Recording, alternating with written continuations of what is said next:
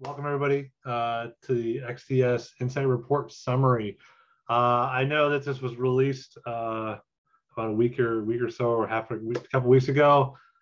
This has been a work in progress, like Chris said, over the past 4 months since the initial, getting the questions put together, sending them out, getting the feedback, getting all the responses. We had a lot of participation similar to the last year's participations. But really, this presentation is going to cover the highlights and really kind of focus in on a couple key areas that are really valuable to us, to developers and publishers, and kind of point out some things that you guys might be concerned about, or things that you want to confirm and go back to your teams to help report on as well. So without further ado, I'll go into a little quick introductions. I don't think we have to kind of introduce ourselves, but I'm Ryan Faraji. As like we were saying, I'm a development director for external development for EA. I've been with EA for 17 and a half years now. 7 of those years I've been working with external development, managing that stuff. And prior to that, I was an artist for a really long time, and made that transition once I had kids. And that was kind of like that decision. Hey, I'll stop being an artist, have kids, let's be a manager, and go from there. Obviously, we know Chris already, so we'll get into the agenda. So we're going to go through this. We're going to kind of go through who responded, and the other thing too is that what I noticed too with this past questionnaire is that we kind of had a really heavily focused on the service provider side for respondents. So I'm hopefully next year, I was going to talk to Chris about this, we can add in a section where we get more responses about who responded from the publisher developer side, about where you guys are located and what your focusing on those areas are. Then the interesting results are going to be key things that I found really intriguing that probably left a lot of questions, or there's a lot of guesswork sometimes of saying like educated guesses around the data that was coming in and comparing that, to be like, I think this happened because of this sort of scenario. So I want to kind of get your guys' feel on some of these charts that I'm going to provide for you on that, and then we'll get into the big key focus this year was the Great Resignation. I think we're all kind of experiencing some sort of sense of people leaving or people moving around. So we're going to talk about that, and then we're going to get into the future. And I want to go into a little bit about, when we talk about the future, it's going to be mostly our challenges that we're seeing over the next couple of years, and from the service provider side and from the publisher side. And then if we have time, post questions, if there's not any more questions to go over, there's some more COVID response slides that were also interesting, but not necessarily super, like, has to be talked about right this second. But ultimately, like I said, go through the Insight Report itself. I wanted to help work with Chris on this. We wrote it more of like a magazine where you can kind of go in section by section. There's a ton of information. I wanted to have a lot of historical information so you can compare for the 4 years of data that we've had over the years, to share and do an analysis between those things. And like I said, this year was like heavily focused in on talent retention and hiring and all that kind of stuff. So take a look. So when we get into who participated, we had a vast, of places that have did the survey from the service provider side. Over 100 different companies took the survey in 29 different countries. And we can kind of zoom in to see, with US, Canada, and UK being the predominantly survey results for this Insight Report. We still got a vast, all over portions of Asia as well. And like I said, with the United States, 14 different companies, Canada 10, and then the UK 9. But yeah, that's pretty, it was like I said, I think we're still a little bit, some countries, love to see some more from, but all in all, really well comparative to last year. We did get a more veteran response. We've had companies that were like been in the business for over 10 years at 51%. That was a jump from 10% last year. So yeah, I think overall, getting a veteran response to the survey is really great to see, because like I said, that information, those companies have been set up, They've been through all the good times, bad times, and they've been pretty established in their response, and their insight is very informative to helping us drive our decisions on the dev pub side. So when we get into additional things about what you'll see in the survey was where these service providers are looking to expand into new locations in the next year. In the insight report itself, you'll see it says they have a 50% preference to Europe, North America, and Asia coming in close second.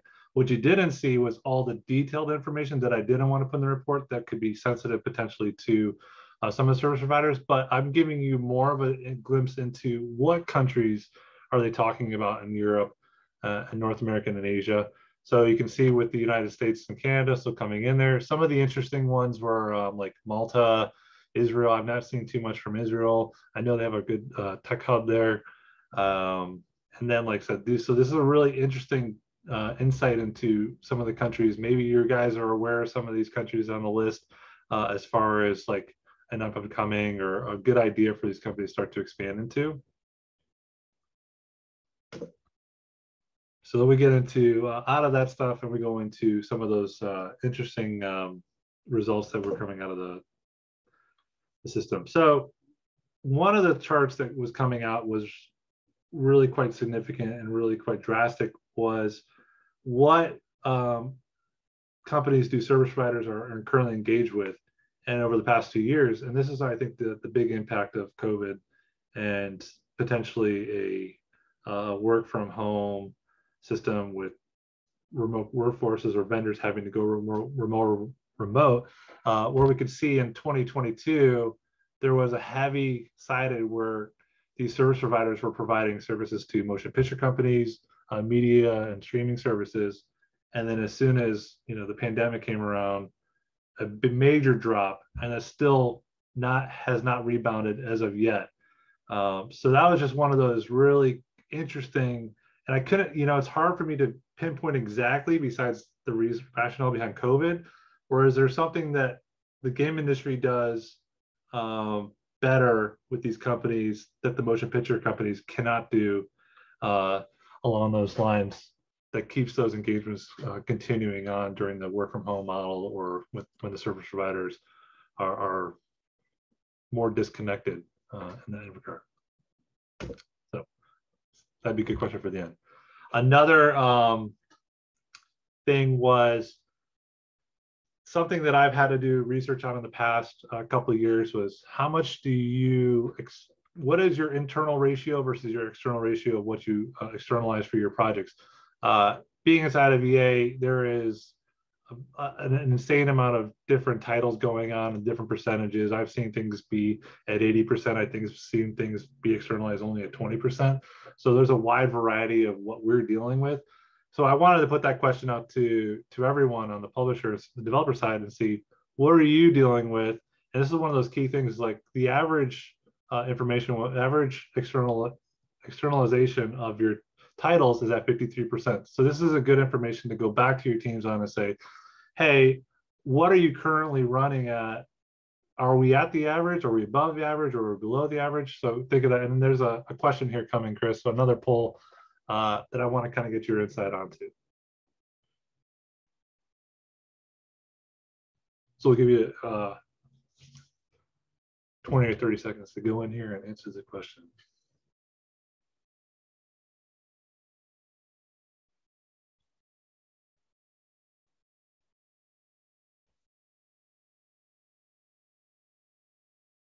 This is more of like not exactly how much you're externalized, is how much you know about how much your team is externalized. Does that make sense? So if I'm 100%, I know exactly, I have the numbers in front of me, I could tell you exactly what percentage of the project is being externalized. Or a lot of times there is, I don't know, I'm too disconnected. So are we there yet, Chris? Results? All right. So everyone's kind of, so yeah, it's something I think I said, it's valuable to know that information. It's also understanding where we are as a game industry at, but what we're externalizing. So, cool. Has everybody seen the results?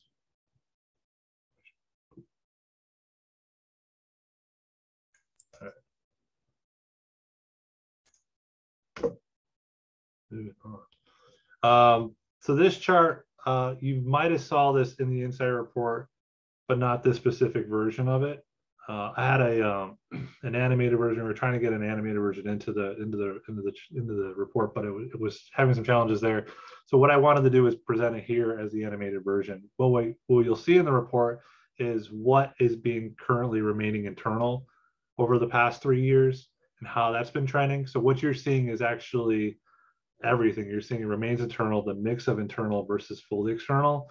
And what we could see in this chart was the trending animation over 2021 to 2022 and how much stuff has changed, where we'll see the remains internal go down, the fully external kind of shrink as well. So I'm not, seeing that trend happen. So if we do a major jump between the two, you can kind of see the animation change there.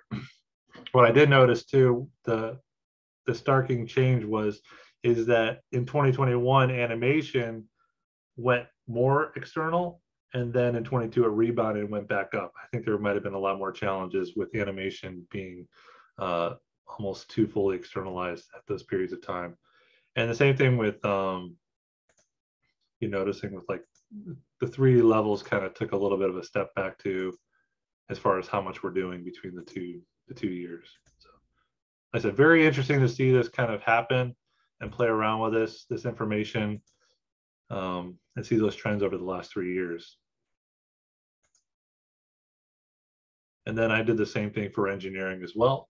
Engineering is more on point with just kind of things just keep growing, the remaining internal keeps shrinking.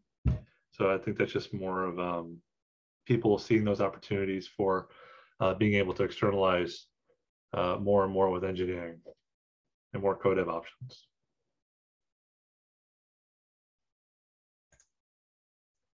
So we're getting into the Great Resignation. And I'm not sure, I said in the Insight report, we kind of had to explain that. I think it was more of a North American term, but it's basically people up and leaving their job for a new career path or a new job in the marketplace. And so what we did was we talked to, had the question to you guys around, what are the internal impacts that you're seeing with people moving off the teams? And then what is the impact that you're noticing from the external development side? The big one from internally has been the loss of tribal knowledge. I mean, we've experienced this as like a new person comes in, that person just left with all that knowledge about how to work with that particular vendor or how they what they're looking for as far as feedback goes. So we're kind of hitting the reset button a lot on that stuff and becoming a challenge. And that coincides with unplanned onboarding and training requirements as well. And then the interesting thing to degrading the team culture and just kind of losing that sense of what's going on inside of that. On the XDev side, surprising enough, there hasn't been that much of an impact, and not noticing too much of the cultural significance there. The communication part was interesting because that might have been a little bit higher, and I'm wondering if that's just because with the loss of travel knowledge and unplanned onboarding and training requirements, it's just been a challenge to work with the new POCs and the communication side from that standpoint. But you kind of see where those 23% versus 12%, and that loss of travel knowledge at 46% versus only seeing that on a 26% side from the vendor side. So one of the other things that was in the report was the attrition rates. And this was one of those things I was expecting to be more severe. And it was surprising me, like I had to come up with an argument like, well, the service providers are not really losing or having a much attrition on their end. So we kind of talked about it as a migration where we're noticing capacity issues at the vendors. It's not necessarily because those individuals are leaving the company. Maybe they're moving on to a different project, or they're trying to keep them happy in regards. So maybe they're just having trouble trying to hire talent is the bigger challenge. But the attrition rates are on point with service providers, pretty much average across like the industry. There isn't too much severity on some of the things, I was expecting these numbers with no change to be a lot more smaller and having more of an increase on the increase side, which wasn't that bad. Kind of going in hand there. So what are those service providers having trouble doing is that they mentioned that they're having a 55% of our service providers polled are having difficulty, or it was like extremely difficult, or having a difficult time hiring, and it leaned heavily on the extremely difficult side of growing their studios. And this is one of those informational packets that came out. I was like, okay, so what are they doing? They are currently tapping outside of their regions for new offices or adding new talent because they have a kind of a work from home model now. So now they're becoming more competitive with each other across the globe. As far as like if you had their studio in India, now their Indian studio can go and work with somebody in China. They can go work with somebody in Europe and be competitive against the globe now because they can hire from outside their initial little small marketplace. And they're having to incentivize too to keep their people internally as well. So they're having to increase compensation. They're giving them those opportunities to have that work from home flexibility on the service provider side. And they're also having to increase their rewards and recognition and add more benefits to their package, which is all great to see. So I feel like, like I said, we've worked with teams for a long time. We want to make sure that those individuals are happy and they're enjoying their work-life balance. So more power to them. Now, I would say the side effects of that could be obviously we're noticing more of an increased rate and costs coming from that. But I think that's to be said because I said there just seems to be more challenges to find more resources out there right now. So then we talk about, well, how do we transition that knowledge that we currently have into concerns about what's happening in the future? So when we talk about the top 5 concerns around the service provider side, we have the scarcity of talent coming in at number 1. And I have a comparatives chart here too, so we'll talk more in detail about each one here. But yeah, scarcity of talent, so going back to having trouble finding resources to help with their projects and grow their companies. Competition with pricing, and especially in developing markets. That's just something where it's going to happen. I think when they're trying to tap outside of their region, they're just going to have more challenges to keep their costs low. And then the market consolidation and loss of clients. When I think this is more being said where they are seeing those impacts of the Microsoft and the Sony's kind of doing those acquisitions now and absorbing other dev pubs and seeing how those are impacting their potential business and their concerns, and what is the future for that in the near future. And then they're also feeling like, are they being undervalued? Can they provide more to us? And then COVID-19 impact and generating new business. And then we go into the dev pub side, where we have similar things where market consolidation, where we did see I would say over the past 4 years, it just seems to keep consolidating, and we're noticing more companies acquiring. I think there was at one point in time where it was a heavy fluctuation of that happening. I feel like it hasn't been as severe, but still it's ongoing where we're noticing, smaller companies being absorbed and having that similarity with scarcity of talent and being able to find resources that can fit our needs and our niche.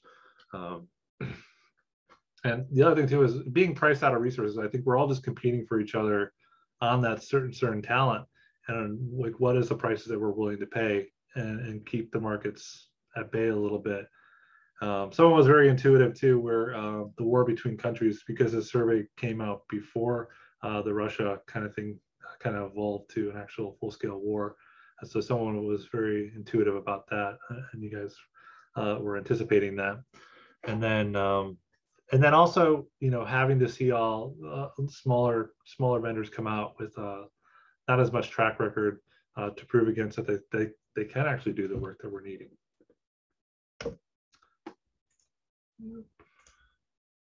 So here's a comparative between the two, and kind of saying that we're very similar between scarcity of talent being one of the top concerns, and then being priced out of resources, with a lot of things with pricing coming on. So we're very similar between what the service providers are providing and what the publishers are concerned about.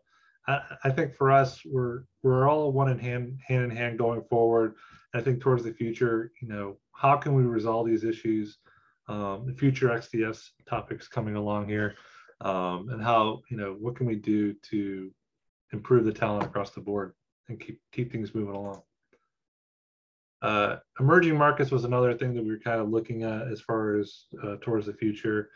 And when we look at, it was really interesting for me to see, I saw some participants from South America come on here.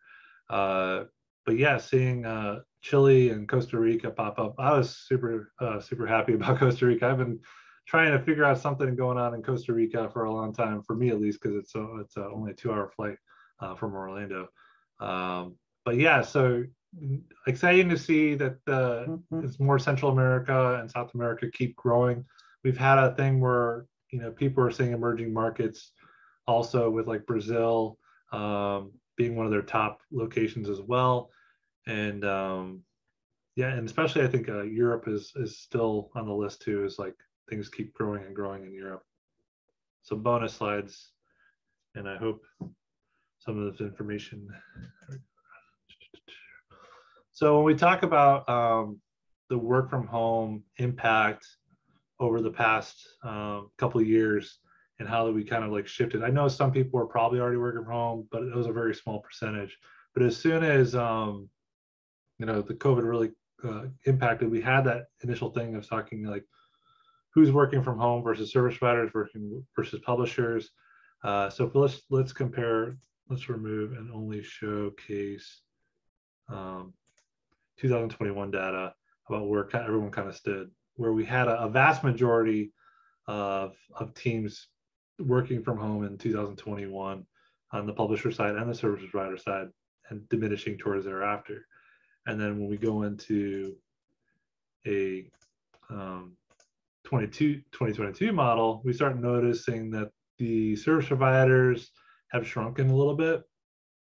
The service providers are still the publisher are still pretty high up there, and then still dwindling. And then we do the comparative between, I can maybe just focus on this and showcase how like the numbers are on the trend to start dropping here a little bit. Like I said, this is just interesting data to play around with, and to see that in 2022, we're noticing, well, okay, we're starting to have a return to office starting to trickle in here with the publishers. So, for me, it's really, I love presenting this information out as far as so you guys can help interpret it and look at it and see how I'm seeing it, and see how those change or evolve and do those analysis. And in a similar thing too, this comes back to when we talk about past XDS events or the GDCs and stuff like that.